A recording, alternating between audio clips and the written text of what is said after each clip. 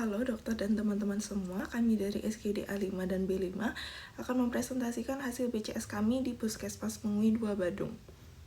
Berikut adalah anggota SGD A5 dan berikut adalah anggota dari SGD B5.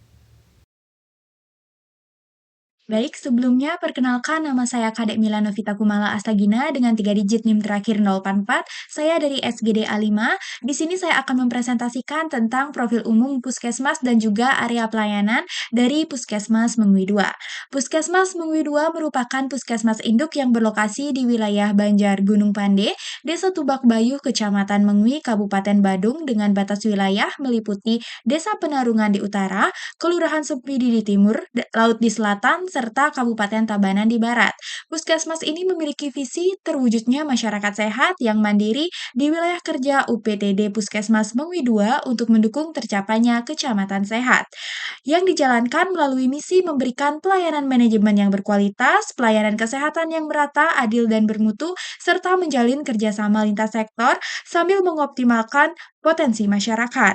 Dalam penyelenggaraan layanan, Puskesmas menjunjung mutu dan tata nilai PD yaitu profesional dan disiplin, dan juga budaya cerdas yaitu cekatan, ramah, dedikasi, dan santun sebagai pedoman sikap seluruh tenaga kesehatan.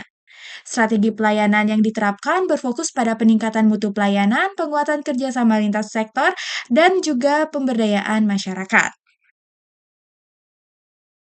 Adapun wilayah cakupan pelayanan Puskesmas Mengui 2 meliputi luas 26,3 km persegi dan meliputi 5 desa serta 2 kelurahan yaitu Buduk, Tumbak Bayuh, Pererenan, Munggu, Cemagi, Kapal, dan Abian Base dengan total 77 banjar dan dukungan 7 puskesmas pembantu atau pustu yang masing-masing dilengkapi 1 ambulans untuk memperluas jangkauan pelayanan. Singkat saja dari saya, terima kasih. Baik, sebelumnya perkenalkan nama saya Fitul Sarita Anandaswari dengan NIM digit 013. Izin untuk menjelaskan mengenai struktur organisasi puskesmas serta jumlah sumber daya manusia, posisi, dan peran masing-masing dari sumber daya manusia pada puskesmas Mengui 2, mana di sini pada bagan sudah tertera mengenai struktur organisasi dalam puskesmas serta untuk adapun data terkait dengan sumber daya manusia yang bekerja di UPDT Puskesmas Mengui 2 yang terdapat pada total yang dijelaskan pada total PNS 52 orang. Berikut merupakan bagian dan perannya masing-masing. Itu pada jenis tenaga medisnya itu ada dokter umum, itu PNS-nya berjumlah 6 orang, untuk P3K-nya 4, serta untuk non-ASN tidak terdapat, dan untuk dokter gigi itu berjumlah 3 orang, dan perawat itu 13 orang, bidan itu berjumlah 21, teknik gigi dan mulut itu 4 orang, sanitasi lingkungan 4 orang, apoteker itu berjumlah 2 orang, serta asisten apoteker itu berjumlah 1 orang, dan promosi kesehatan 1 orang, nutritionist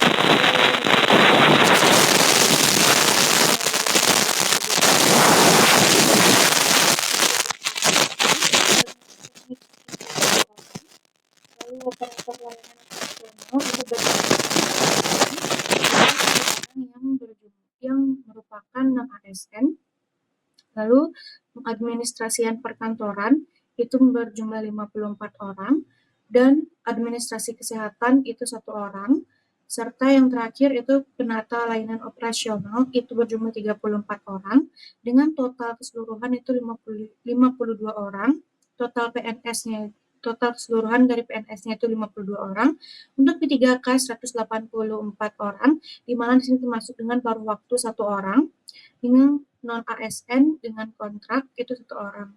Dan total dari keseluruhan pegawai pada Puskesmas PDT Mengui 2 itu 237 orang. Mungkin sekian dapat saya sampaikan. Terima kasih. Perkenalkan, saya Wira Nindra dengan 3 digit berakhir 024. Pada kesempatan kali ini saya akan menjelaskan mengenai sumber dana dari Puskesmas Mengui II. Adapun sumber dana yang diperoleh Puskesmas Mengui II berasal dari beberapa sumber. Di antaranya adalah dana kapitasi JKN atau Jaminan Kesehatan Nasional, dana non-kapitasi JKN, pendapatan jasa layanan, manfaat tambahan dari KBS atau Krama Badung Sehat, dan juga dana bantuan operasional kesehatan atau BOK yang berasal dari APBN dan juga APBD. Baik, sebelumnya perkenalkan saya Komar Satria Muhatama dengan 3 digit NIM terakhir 225 dari SGD A5. Di sini saya izin menjawab terkait pertanyaan dari nomor 4, di mana di sini sesuai dengan aturan dari Permenkes nomor 44 tahun 2016 yang mengatur mengenai manajemen puskesmas melalui siklus P1, P2 dan juga P3. Di mana untuk Puskesmas Mengui II tersendiri itu pada P1-nya di sini telah menyusun Renstra atau rencana strategis 5 tahunan. Lalu untuk dari P2 atau pelaksanaannya di sini dilakukan pelaksanaan RPK dan juga RUK yang telah disusun pada Renstra yang telah dibuat. Lalu terkait dari P3-nya untuk pengawasan dilakukan evaluasi secara rutin melalui logmin bulanan dan juga logmin lintas sektor yang dilaksanakan setiap triwulan atau selama 3 bulan sekali. Mungkin sekian dapat saya sampaikan, akan dilanjutkan oleh rekan saya. Terima kasih. Baik, izin melanjutkan. Sebelumnya perkenalkan saya Komandiki Maristawardana dengan 3 digit NIM 032 dari SGD A5. Izin melanjutkan mengenai pelaksanaan kegiatan dari seluruh program baik esensial maupun non-esensial yang ada di Puskesmas Mengui II. Di mana secara keseluruhan dari upaya kesehatan masyarakat di Puskesmas Mengui II ini dibagi menjadi 2, yaitu yang esensial atau mandatori ataupun wajib, dan juga bersifat pengembangan atau sesuai dengan kebutuhan masyarakat.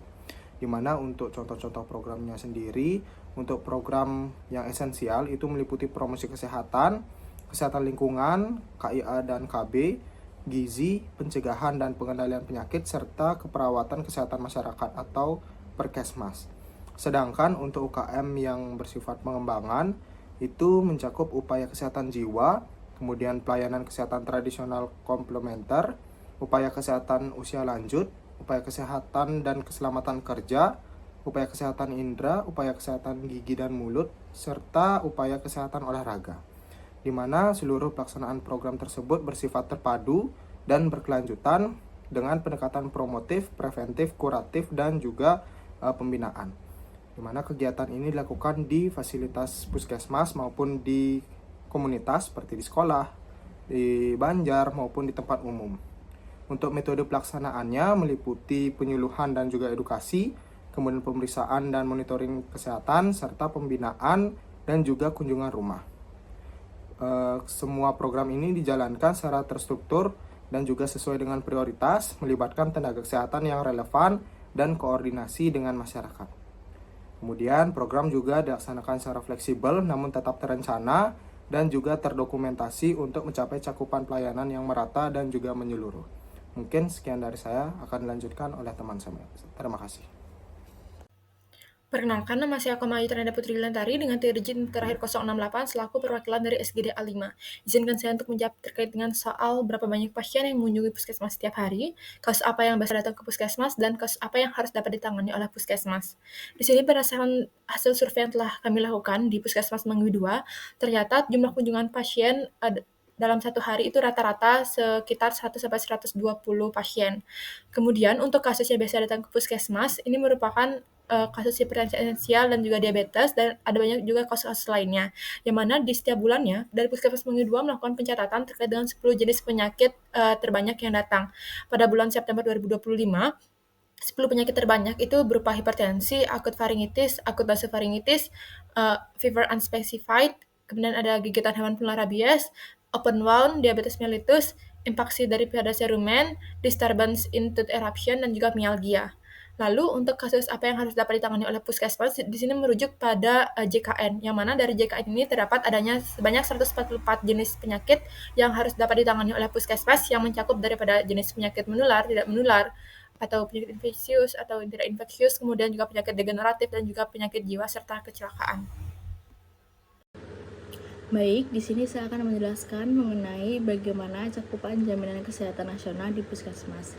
Sebelumnya perkenalkan, saya Kinta Aknavia dengan 3 digit terakhir 186. Jadi untuk kepesertaan JKN di wilayah Puskesmas Mengui II itu sudah lebih dari 90%, yang mana Nah, pesertanya sendiri terdiri dari orang yang berasal dari daerah Mengwi itu sendiri dan juga di luar Mengwi. Dan juga untuk sisanya ditanggung oleh dana APBN pemerintah Kabupaten Badung atau dengan program Krama Badung. Peserta Puskesmas Mengwi 2 sendiri itu menggunakan JKN kapitasi dan juga non-kapitasi dengan jumlah kepesertaan JKN per Oktober 2025 adalah 17.434 peserta. Dengan jumlah kasus yang ditangani diantaranya 144 penyakit sesuai dengan aturan di JKN. Sekian dari saya, terima kasih. Perkenalkan, saya Kirja Kalista dengan NIM akhir 127 dari kelompok SGD A5. Di sini saya izin untuk menjawab mengenai apa saja sistem pembiayaan pelayanan kesehatan yang berlaku di Puskesmas. Di sini sistem pembiayaan pelayanan kesehatan yang berlaku di Puskesmas Mengwi 2 adalah yang pertama yaitu Jaminan Kesehatan Nasional atau BPJS, di mana untuk BPJS ini sendiri mekanisme pembiayaannya terbagi menjadi dua, yaitu kapitasi dan non-kapitasi. Untuk BPJS kapitasi itu merupakan pembiayaan yang dilakukan setiap bulan berdasarkan jumlah peserta yang terdaftar, sedangkan yang non-kapitasi adalah pembiayaan berdasarkan jenis tindakan atau layanan yang diberikan. Lalu sistem pembayaran selanjutnya adalah Krama Badung Sehat, di mana ini merupakan program jaminan kesehatan daerah oleh pemerintah Kabupaten Badung yang berupa bantuan biaya kesehatan bagi warga Badung. Dan yang terakhir adalah untuk pasien umum, yaitu out of pocket money, di mana ini merupakan pembiayaan dengan menggunakan dana pribadi pasien. Baik, izin melanjutkan. Perkenalkan, saya Dana Dewi dengan NIM 22025 1139. Izin menjawab mengenai pertanyaan berapa rata-rata jumlah pasien yang dirujuk ke rumah sakit setiap hari dan kasus apa saja yang biasanya dirujuk ke rumah sakit. Jadi berdasarkan data operasional Puskesmas Mengwi 2, setiap harinya terdapat sekitar 15-20 pasien yang dirujuk ke rumah sakit untuk mendapatkan pelayanan lanjutan. Rujukan tersebut umumnya diberikan kepada pasien dengan kondisi yang membutuhkan pelaksanaan tingkat sekunder atau tersier yang tidak dapat ditangani secara optimal di fasilitas layanan primer. Jenis kasus yang paling sering dirujuk meliputi diabetes mellitus atau DM dengan komplikasi, hipertensi dengan komplikasi, serta kasus trauma seperti fraktur. Kondisi-kondisi tersebut umumnya memerlukan pemeriksaan penunjang lanjutan, intervensi medis yang lebih komprehensif atau perawatan intensif sesuai dengan standar rumah sakit. Dengan demikian, perujukan ini mencerminkan fungsi puskesmas sebagai fasilitas pelayanan primer yang melakukan deteksi dini, stabilisasi awal, serta pengelolaan kasus sesuai dengan kewenangan sebelum mengarahkan pasien ke tingkat pelayanan lebih tinggi. Sekian dari saya, akan lanjutkan oleh pertanyaan berikutnya. Baik, izin melanjutkan. Sebelum perkenalkan, nama saya Kadek William Marangara dengan 3 digit NIM terakhir 191. Jadi di sini terkait dari pertanyaan apakah adanya kejadian luar biasa pada di wilayah kerja Puskesmas dalam 3 tahun terakhir, dan kemudian jika ada, apakah yang telah dilakukan Puskesmas untuk mengendalikan KLB tersebut. Nah, jadi berdasarkan informasi yang sudah saya terima, di sini didapatkan dari pihak Puskesmas itu tidak terdapat kejadian luar biasa atau KLB dalam 3 tahun terakhir, khususnya di wilayah kerja Puskesmas Mengwi 2. Mungkin sekian dari saya, akan lanjutkan oleh rekan saya. Terima kasih. Perkenalkan, saya Made Prema Pratnya Prasanti dengan 3 digit NIM terakhir 04 dari SGD B5. Di sini saya akan menjawab pertanyaan apa saja indikator keberhasilan untuk program-program wajib di Puskesmas. Jadi indikator keberhasilan untuk program-program wajib di Puskesmas Mengwi 2 yaitu dimulai dari klaster 2 kesehatan ibu dan anak. Jadi untuk program-program wajib beserta dengan indikator keberhasilannya masing-masing program itu sudah tertera pada slide.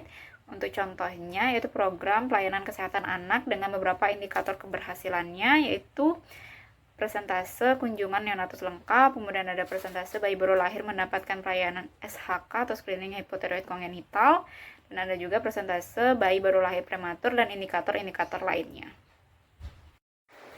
Dilanjutkan dengan klaster 3 yaitu usia dewasa dan lansia, di mana untuk indikator keberhasilan masing-masing program wajib itu sudah tertera pada slide. Contohnya program untuk penyakit tidak menular atau PTM dengan beberapa indikator keberhasilan seperti persentase prevalensi obesitas, persentase prevalensi merokok, kemudian persentase screening PTM prioritas hipertensi, persentase screening PTM prioritas diabetes mellitus, dan indikator-indikator lainnya. Dilanjutkan dengan klaster 4 yaitu penanggulangan penyakit menular, di mana untuk indikator-indikator keberhasilan masing-masing program itu dapat dilihat pada slide. Contohnya program untuk HIV AIDS dengan beberapa indikator keberhasilan, yaitu yang pertama persentase orang berisiko terinfeksi HIV mendapatkan pelayanan kesehatan sesuai standar, Yang kedua, persentase ibu hamil mendapatkan screening HIV sesuai standar. Yang ketiga, persentase penderita TBC mendapatkan screening HIV sesuai standar. Yang keempat, persentase penderita IMS mendapatkan screening HIV sesuai standar. Dilanjutkan dengan klaster 5, yaitu lintas klaster, di mana untuk indikator-indikator keberhasilan program promosi kesehatan yaitu cakupan pembinaan kader, cakupan penyuluhan kelompok, kemudian cakupan pendampingan SIMD dan MMD, selanjutnya persentase rumah tangga ber-PHBS, selanjutnya itu persentase posyandu aktif, lalu ada persentase PHBS di TK, persentase PHBS di SD, dan persentase PHBS di SMP atau SMA. Baik, sekian yang dapat saya sampaikan. Terima kasih. Perkenalkan, nama saya Muhammad Salman Budaya dengan 3 digit NIM terakhir 93. Puskesmas Mengwi 2 menyelenggarakan pelayanan kesehatan yang terbagi menjadi 4 klaster sesuai dengan standar nasional. Klaster pertama adalah manajemen puskesmas yang mencakup administrasi, pelaporan pengelola mutu, hingga koordinasi lintas sektor. Klaster kedua berfokus pada pelayanan kesehatan ibu dan anak, remaja, serta keluarga berencana melalui pelayanan KIA, KB, imunisasi, posyandu, serta berbagai kegiatan edukasi keluarga. Klaster ketiga mencakup pelayanan kesehatan usia produktif, dewasa, lansia termasuk pemeriksaan umum, posbindu PTM, posyandu, lansia, home care, layanan gigi mulut, serta konseling perilaku hidup sehat. Klaster keempat mencakup penanggulangan terkait penyakit menular, tidak menular, mencakup MTBS, program HIV dan IMS, surveillance penyakit, deteksi dini PTM, laboratorium, farmasi, serta layanan gawat darurat 24 jam. Data lengkap mengenai cakupan, target, nilai absolut, dan juga presentase dapat dilihat pada laporan yang telah kami buat. Terima kasih. Baik, perkenalkan saya Mario dengan 3 digit terakhir 123. Di sini saya untuk menjelaskan mengenai program-program yang cakupannya masih dibuat target dan faktor-faktor apa saja yang mempengaruhinya. Jadi saya akan menyebutkan 4 diantaranya. Yang pertama adalah program pelayanan gizi bagi balita dengan target 88%, namun dengan capaian 80,3%. Beberapa faktornya adalah seperti variasi dari pola asuh, kemudian cara pengukuran, serta berat badan anak yang naik yang tidak sesuai dengan pertumbuhan badan minimal. Lalu kemudian yang kedua adalah persentase penduduk penerima pemeriksaan kesehatan gratis pada kelompok usia dewasa itu tidak mencapai target karena targetnya adalah 83%, namun capaiannya itu 4,1%. Faktornya adalah ini merupakan program baru dari pemerintah sehingga masih belum banyak disosialisasikan dan dilakukan juga oleh masyarakat. Lalu kemudian yang ketiga adalah pelayanan kesehatan usia produktif. Targetnya pun juga 83%, tetapi dengan capaian itu 81,7%. Beberapa faktornya seperti data jejaring yang belum dimasukkan secara maksimal. Kemudian yang terakhir adalah program PTM dengan target itu 83%, tapi dengan capaian 49,6%. Beberapa faktor yang mempengaruhinya dari kurangnya dari target ini adalah anamnesis yang kurang, khususnya dalam pertanyaan merokok atau tidak, dan kurang dimasukkan seperti itu. Mungkin sekian bisa sejauh saya kembalikan, saya lanjutkan ke teman saya. Terima kasih. Perkenalkan, nama saya Niketut Omnika Nyanyutami dengan 3 digit NIM 48 dari SGD B5. Akan menjelaskan terkait pertanyaan nomor 4, yaitu upaya apa saja yang telah dilakukan Puskesmas untuk mencapai target program. Adapun ada beberapa program yang belum mencapai target, yaitu yang pertama ada angka bebas jentik tempat-tempat umum atau ABJTTU, di mana ini upaya yang dilakukan itu adalah berkoordinasi dengan aparat desa dan juga penanggung jawab TTU terkait program tersebut. Kemudian juga permasalahan yang kedua ada balita yang ditimbang berat badannya itu belum mencapai target program. Adapun untuk pemecahan masalahnya adalah pertama melakukan kelas balita di posyandu, kemudian juga berkoordinasi dengan lintas sektor dalam memaksimalkan kehadiran balita di posyandu, kemudian juga dilakukan gerakan serentak pengukuran di posyandu, dan juga melakukan kunjungan untuk mendapatkan data yang akurat. Kemudian selanjutnya ada penduduk penerima pemeriksaan kesehatan gratis. Di sini masih jauh di bawah target karena merupakan program baru dari pemerintah. Kemudian upaya yang dilakukan yaitu bekerja sama dengan pemegang program PKG serta lintas program agar setiap kegiatan luar gedung dapat tercatat dan dimasukkan ke laporan PKG. Kemudian selanjutnya ada program penyakit tidak menular.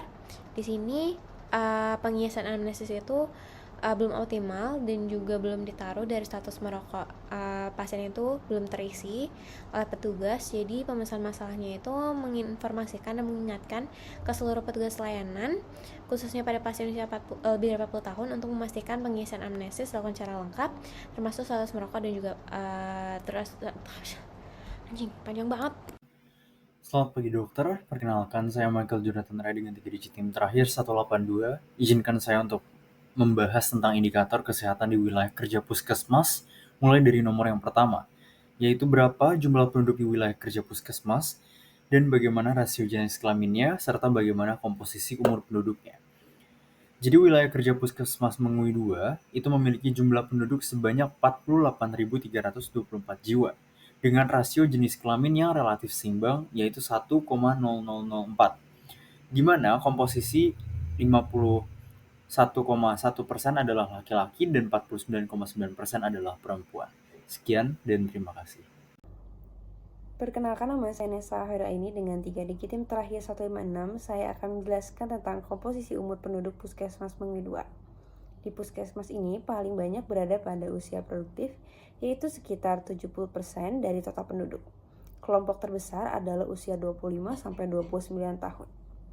Anak-anak berjumlah sekitar 20% dan remaja sekitar 15%. Di sini lansia itu di sekitar 17%. Mungkin sekian penjelasan dari saya, terima kasih. Baik, jadi saya akan melanjutkan presentasinya. Perkenalkan, saya Matthew Everty dengan 3 digit NIM terakhir 003. Di sini kami telah memperoleh data dari Puskesmas Mengui 2 terkait indikator kesehatan ibu dan anak. Di sini kami telah memperoleh data dari tahun 2024 terkait yang pertama data kelahiran atau angka fertilitasnya. Di sini jumlah kelahiran hidup ada 829 dan jumlah kelahiran mati ada 1. Kemudian jumlah kematian ibu ada 0 sehingga angka kematian ibu tidak dapat ditentukan. Sebelumnya, perkenalkan kembali saya Misalkana Putri dengan 3 digit NIM terakhir 167. Saya akan melanjutkan untuk kematian bayi dan kematian balita. Jadi kematian bayi itu di 0-11 bulan. Itu untuk kematian neonatal sendiri pada Puskesmas Mengui 2 pada tahun 2024 itu memiliki angka kematian neonatal 4 kasus dan untuk rasionya itu 4,8 per 1000 kelahiran hidup. Kemudian untuk kematian postneonatalnya pada Puskesmas Mengui 2 itu ada 5 kasus. Untuk total angka kematian bayinya, untuk angkanya itu 9 kasus dan rasionya itu 10,85 per 1000 kelahiran hidup.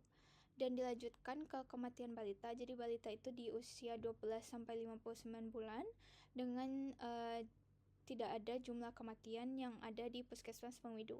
Untuk Kabupaten Badung sendiri ada 10 kasus dengan rasio 1,1 per 1000 kelahiran hidup. Dan untuk penyebab utama kematiannya, kalau pada neonatal yang 4 kasus itu, terdapat 2 kasus diakibatkan oleh berat badan lahir rendah dan prematuritas, dan satunya itu akibat kelahiran kardiovaskular dan respiratori, dan satunya lagi itu lain-lain. Kemudian yang kematian postneonatal dari 5 kasus, itu diketahui 1 kasusnya kelainan kongenital, kemudian 4 kasus lainnya itu tidak diketahui atau tidak dilaporkan. Dan karena kematian maternal dan balita itu tidak ada kasus sehingga tidak diketahui penyebab utama kematiannya. Mungkin sekian dari saya, terima kasih.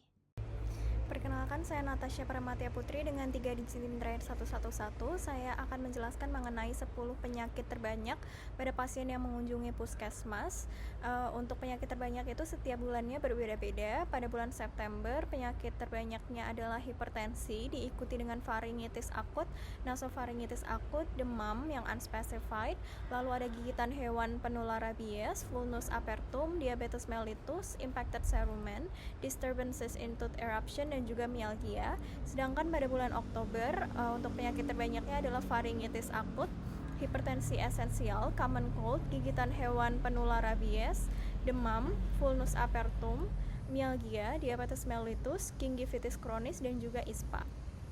Untuk penyakit lain yang menjadi prioritas puskesmas itu adalah penyakit yang berpotensi menjadi KLP atau kejadian luar biasa seperti malaria, diare, campak, stunting, DBD, GHPR, penyakit di klaster 4, difteri, tetanus, polio, dan juga TBC resistensi obat. Penyakit yang berpotensi KLB nanti akan dilaporkan ke sistem kewaspadaan dan juga respon untuk mendapatkan respon yang cepat. Namun pada tahun ini belum terdapat laporan terjadinya KLB. Mungkin sekian dari saya, terima kasih. Halo, perkenalkan saya Lisyana Bianca Kusuma dengan 3 digit tim terakhir 005 dari SGD B5 akan membahas tentang proporsi balita yang mengalami malnutrisi. Di wilayah kerja Puskesmas Mengui 2 Badung pada Oktober 2025, terdapat sebanyak 2.077 balita yang menjadi sasaran pemantauan gizi. Balita yang underweight adalah sebanyak 47 kasus, sedangkan sebanyak 23 balita mengalami wasting. Sebanyak 16 balita tercatat mengalami stunting berdasarkan pengukuran tinggi badan menurut umur. Selain itu, sebanyak 164 balita mengalami overweight dan 48 diantaranya berasal dari Kelurahan Kepal. Pada tahun 2025, didapatkan data kondisi balita yang mengalami malnutrisi terhitung dari bulan Januari hingga Oktober adalah sebagai berikut.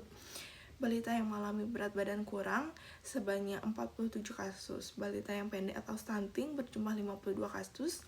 Selanjutnya, balita yang mengalami wasting berjumlah 60 kasus dan balita yang mengalami overweight berjumlah 318 kasus. Sekian yang dapat saya sampaikan, terima kasih. Perkenalkan, saya Nadia Ernestin dengan 3 jam teraga 155 dari SGD B5.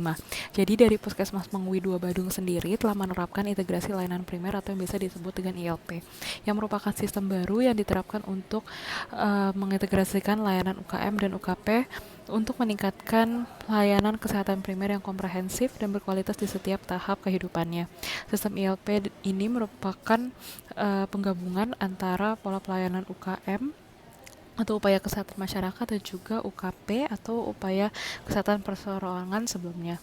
Melalui ILP, UKM yang lebih berfokus dengan promotif dan preventif digabungkan dengan UKP atau yang lebih berfokus dengan pelayanan kuratif. Sistem ini membagi pelayanan puskesmas ke dalam beberapa klaster, yakni klaster manajemen, ibu dan anak, penyakit menular dan tidak menular, dewasa dan lansia, dan juga lintas klaster. Meskipun demikian, pihak puskesmas sendiri menyampaikan bahwa memang masih terdapat sejumlah kendala dalam proses penyesuaian terhadap sistem baru ini. Perkenalkan, nama saya Madigi Farmawan dengan 3 digit terakhir 100 dari SGD B5. Penerapan integrasi layanan primer atau ILP di Puskesmas Mengui 2 Badung saat ini dihadapkan pada berbagai tantangan operasional yang kompleks, mulai dari pedoman yang tidak konsisten, beban screening yang sangat tinggi pada klaster 2, ibu dan anak, dan klaster 3, usia dewasa dan lansia, yang sangat bergantung pada perangkat elektronik, hingga belum tersedianya tenaga fisioterapis dan psikolog klinis. Penerapan ILP di Puskesmas Mengui 2 Badung memiliki kelebihan berupa lebih mudah dalam melakukan monitoring dan evaluasi atau MONEV. Namun, sistem ini juga memiliki beberapa kekurangan, yaitu menuntut ketersediaan gedung yang perlu disesuaikan dengan sistem klaster, serta memerlukan waktu untuk beradaptasi ke sistem baru ini. Baik, saya izin masuk untuk menjelaskan terkait kesimpulan terkait paper yang telah kami buat untuk evaluasi program ILP yang terdapat di Puskesmas Mengui 2. Di mana berdasarkan hasil yang telah kami lakukan, berdasarkan manajemen pelayanan, kemudian pencapaian program di UPTD Puskesmas Mengui 2, dapat disimpulkan bahwa penyelenggaraan yang telah berjalan cukup baik dan sesuai dengan regulasi oleh sumber daya manusia yang memadai serta pendanaan dari berbagai sumber, di mana untuk pelayanan kepada masyarakat berlangsung intensif dan juga kunjungan harian termasuk golongan yang tinggi, sementara untuk pelaksanaan program esensial dan pengembangan dilakukan secara rutin melalui kegiatan dalam gedung maupun luar gedung. Dan juga untuk capaian yang baik berupa adanya imunisasi yang terpenuhi, kemudian program KIA atau kesehatan ibu dan anak yang cukup bagus, dan juga pemenuhan gizi dan juga program TB atau tuberkulosis dan adanya program UKS. Namun beberapa indikator masih belum mencapai target, terutama pemantauan tumbuh kembang, screening PTM, pelayanan pada remaja, ABJTTU, serta beberapa cakupan KB dan juga Yankes Stratkom. Baik, mungkin sekian dari saya, akan dilanjutkan oleh teman saya. Terima kasih. Baik, sebelumnya perkenalkan, saya Karyanisa Musari Dewi dengan 3 DJ Mendra 072. Saya izin menjelaskan kembali terkait dengan kesimpulan lanjutan dan juga saran. Adapun kesimpulan lanjutannya itu mencakup faktor penyebab masalah dan juga kondisi kesehatan wilayah. Untuk faktor penyebab masalahnya, yang pertama adalah ketidaktertiban data pelaporan, rendahnya kehadiran sasaran, adaptasi ILP yang masih berjalan, dan yang terakhir adalah kendala sarana dan juga sumber daya manusia yang tertentu. Untuk kondisi kesehatan wilayah, itu mencakup tidak ada kematian ibu dan juga balita, namun di sini terdapat kematian bayi, yaitu pada kasus prematuritas dan juga kelainan kongenital. Di sini untuk implementasi daripada ILP-nya sudah mulai, tapi masih butuh penyesuaian. Adapun saran yang direkomendasikan untuk penguatan layanan adalah yang pertama, perbaikan pencatatan juga pelaporan. Yang kedua adalah peningkatan edukasi dan juga pelibatan dari masyarakatnya. Yang ketiga adalah penguatan program tumbuh kembang dan juga gizi. Keempat adalah mengoptimalkan pengawasan kesehatan lingkungan. Yang kelima adalah implementasi ELP yang masih bertahap dan perlu evaluasi kembali. Dan yang terakhir adalah evaluasi rujukan dan juga penguatan tata laksana daripada kasus.